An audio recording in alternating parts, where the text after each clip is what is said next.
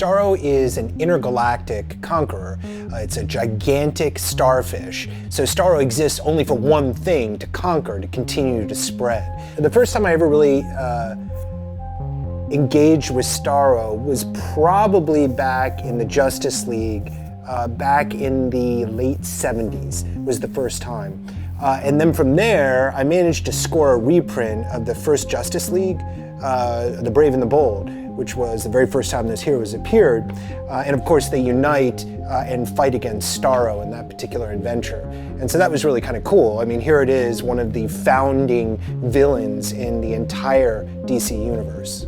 I think the Justice League is always the last line of defense of Starro from Earth. It's the only thing that's prevented him from taking over our planet or our solar system. Classic Starro story has to be the heroes that tend to be considered underpowered are the ones that are left to their own devices to figure out how to defeat him. So your big guns, you know, your Supermans and your Martian Manhunters, they're taken over. That it's not about battling, it's just trying to figure out a way around of defeating Starro that doesn't involve physical conflict, because you can't win that way.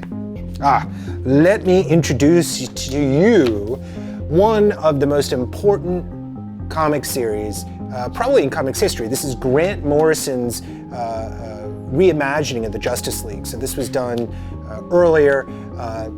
You can get these trades now. This particular Starro story is fantastic because it crosses in with another one of the big entities in the DC universe, that's Dream. So if you know Neil Gaiman's Sandman series, Dream makes an appearance here because he needs the JLA's assistance because Starro is kind of messing up with the Dream world. There's a great scene with Starro encompassing the entire planet, like it's the size of a continent.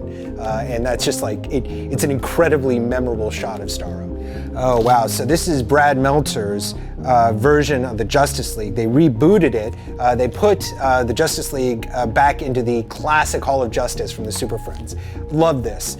This really gets back to the core superhero roots of the Justice League. This is the first time that Starro was small and insidious. Usually Starro is giant in some way, shape, or form. But here it's more depicted as something that you wouldn't see, that's inobvious. And obviously that goes very, very well with the theme of mind control and not being able to see stuff.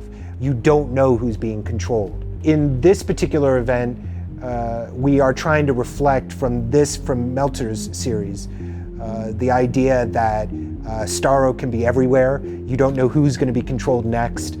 Every time you turn the corner, it's a new threat from somebody that was formerly a friend.